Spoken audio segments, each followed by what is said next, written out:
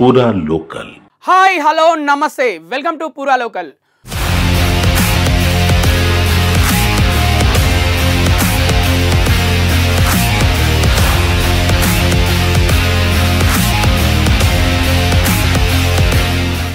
మూడు నెలల పాటు జరిగిన ఐపీఎల్ సంగ్రామం నిన్నటితో ముగిసింది. ముచ్చటగా మూడోసారి Kolkata night riders IPL title win అయింది. ఎస్ఆర్హెచ్ విన్ అవుతుంది అనుకున్నారు అందరూ, కానీ కేకేఆర్ విన్ అయింది. కేకేఆర్ ఎందుకు విన్ అయిందంటే వాళ్ళ బౌలింగ్ ప్రదర్శన వల్ల విన్ అయింది. ఎస్ఆర్హెచ్ ఎందుకు ఓడిపోయిందంటే వాళ్ళ ఫేవలమైన బ్యాటింగ్ వల్ల ఓడిపోయింది. ఒక్కో మ్యాచ్లో 287, 277, అలాగే ఒక మ్యాచ్లో పవర్ ప్లేలోనే 125 పరుగులు చేసిన ఎస్ఆర్హెచ్ బ్యాటర్స్ నిన్న ఫైనల్లో కేవలం 100 పరుగులు మాత్రమే చేశారు. అదేంటి 100 పరుగులు అనుకుంటున్నారా?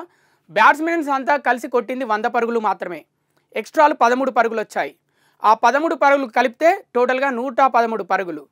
చూసారా బ్యాట్స్మెన్స్ ఎంత ఫేవలమైన ప్రదర్శన ఇచ్చారో, దానివల్లనే ఎస్ఆర్హెచ్ ఓటమి కూడగట్టుకుంది. ఇంకొక రీజన్ ఏంటంటే ఫస్ట్ ఓవర్లోనే వికెట్ పోవడం. ఏ ఫైనల్లో అయినా ఫస్ట్ ఓవర్లోనే వికెట్ పోతే బ్యాట్స్మెన్స్ నెక్స్ట్ వచ్చే వాళ్ళకి ప్రెషర్ ఎక్కువైపోతుంది. నిన్న అభిషేక్ శర్మ ఎక్స్పీరియన్స్ లేదు, ఫైనల్ ఆడిన ఎక్స్పీరియన్స్. సో ఫస్ట్ ఓవర్లోనే అవుట్ అవ్వడం జరిగింది. స్టార్క్ వేసిన బౌలింగ్లో ఆఫ్ స్టాంప్ బేల్ ఎగిరిపోయింది. అది బాల్ ఆఫ్ ది టోర్నమెంట్గా అందరూ చెప్పుకుంటున్నారు. స్టార్క్తో ఎప్పుడు చాలా జాగ్రత్తగా ఉండాలి. ఎందుకంటే బ్యాట్స్మెన్ లెఫ్ట్ హ్యాండ్ అయినా రైట్ హ్యాండ్ అయినా అతను ఆఫ్ స్టంప్ని మాత్రమే టార్గెట్ చేస్తాడు. సో మన స్టాండ్స్ మిడిల్ స్టంప్ స్టాండ్ తీసుకున్నప్పటికీ కూడా ఆఫ్ స్టంప్ కవర్ చేస్తూ బ్యాటింగ్ చేయాలి స్టార్క్ బౌలింగ్లో. అది పెద్ద మైనస్ అయిపోయింది. బ్యాట్స్మెన్ అది గ్రహించలేకపోయాడు, వికెట్ తొందరగా ఇచ్చేశాడు. తర్వాత చకచక ప్రతి 3 ఓవర్లకి ఒక వికెట్ కోల్పోతూ టోటల్గా ఆల్అవుట్ అవ్వాల్సిన పరిస్థితి వచ్చింది.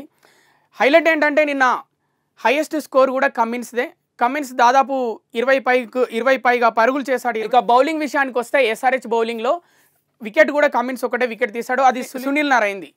ఆ వికెట్ కనుక తీయకపోతే ఓపెనర్సే కొట్టేసేవాళ్ళు. టోటల్గా నిన్న ఎస్ఆర్హెచ్ నుంచి ఏదైనా మంచి ప్రదర్శన ఉందంటే అది కమిన్స్ది అని చెప్పుకోవచ్చు.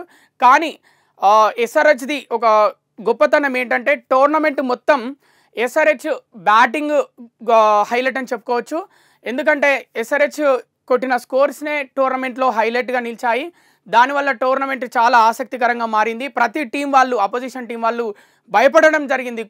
ఒక్కొక్కసారి ఎస్ఆర్హెచ్ ఫస్ట్ బ్యాటింగ్ చేస్తుందంటే 300 ఎక్కడ కొడతారో అనే భయం కూడా కలిగింది అపోజిషన్ టీంకి. ఆ రేంజ్లో ఆడారు బ్యాటింగ్. కానీ ఎప్పుడైతే క్వాలిఫైయర్ స్టార్ట్ అయిందో, ఎప్పుడైతే ప్లే ఆఫ్ స్టార్ట్ అయిందో, క్వాలిఫైయర్ 1లో క్వాలిఫైయర్ 2లో చాలా టెన్షన్గా ఆడుతున్నట్టు కనిపించారు మన ఎస్ఆర్హెచ్ ప్లేయర్స్.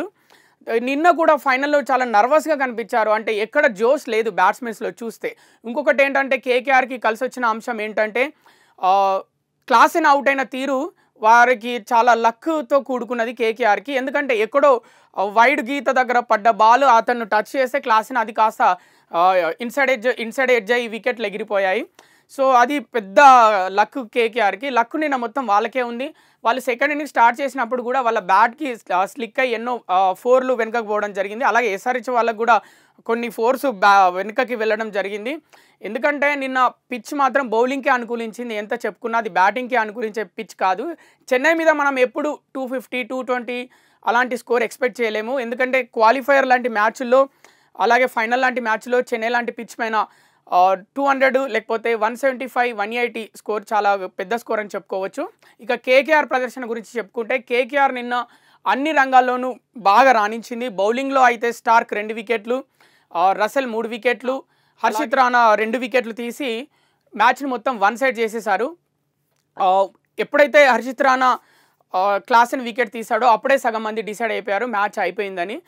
ఈ ఐపీఎల్కి ఒక టీమ్ ఓనర్ మాత్రం బాగా ఫేమస్ అయ్యారు. ఆవిడ వల్లనే కొంతమంది మ్యాచ్లు చూడడం కూడా స్టార్ట్ చేశారు. ఈవెన్ తమిళ సూపర్ స్టార్ రజనీకాంత్ గారు కూడా ఆమె గురించి ఐపీఎల్ స్టార్ట్ అవ్వకముందు ఒక మాట చెప్పారు. కావ్య మారన్ని చూస్తే నాకు చాలా బాధగా ఉంది. టీం ఓడిపోతున్నప్పుడు ఆమె ఫేస్ చూస్తే నాకు బాధ అనిపించింది. మంచి ప్లేయర్స్ని మీరు సెలెక్ట్ చేసుకోండి అని ఎస్ఆర్హెచ్ టీం ఫ్రాంచైజీ వాళ్ళకి ఆయన కోరడం జరిగింది. అప్పుడు తర్వాత మంచి టీంని సెలెక్ట్ చేసుకున్నారు. అలాగే ఫైనల్ దాకా వచ్చారు. ఫైనల్ వరకు కూడా కావ్య మారన్ చాలా ఎంజాయ్ చేస్తూ, చాలా హ్యాపీగా ప్రతి మ్యాచ్ని చాలా ఎంజాయ్ చేస్తూ చూశారు. అలాగే టీంకి కూడా తన తరఫున ఫుల్ ఎంకరేజ్మెంట్ ఇస్తూ వచ్చారు. బట్ ఫైనల్లో చూస్తే ఫస్ట్ ఓవర్ నుంచే కావ్య మారన్ డల్ అయిపోవడం కనిపించింది మనకు. అంటే టీం చాలా పేలవంగా ప్రదర్శన చేసింది కాబట్టి. ఎందుకంటే క్వాలిఫైర్ 1లో కూడా అలాగే ఆడారు, అలాగే క్వాలిఫైర్ 2లో కూడా ఎంతో కొంత తడబడుతూ గెలిచారు రాజస్థాన్ మీద. కానీ ఫైనల్లో మాత్రం టోటల్గా తడబాటే కనిపించింది మనకు. ఫైనల్లో ఎక్కడ కూడా కావ్య అమరన్ గారి ఫేస్లో సంతోషం అయితే కనిపించలేదు. దీనికి కారణం బ్యాట్స్మెన్స్ పేలవమైన ప్రదర్శన అని చెప్పుకోవచ్చు. విజేతగా నిలిచిన జట్టుకు 20 కోట్ల రూపాయలు, రన్నరప్గా నిలిచిన జట్టుకి 12,50,00,000, ఆ మూడో స్థానంలో నిలిచిన జట్టుకి 7 కోట్లు, నాలుగో స్థానంలో నిలిచిన జట్టుకి 6,50,00,000 ప్రైజ్ మనీ అందుతుంది. చూద్దాం మరి నెక్స్ట్ ఐపీఎల్ సీజన్లో ఏ టీం విన్ అవుతుందో, ఏ టీం ఐపీఎల్ టైటిల్ గెలుచుకుంటుందో చూద్దాం. అప్పటి వరకు చూస్తూనే ఉండండి పురా లోకల్. మీ కృష్ణబాల సైనింగ్ ఆఫ్.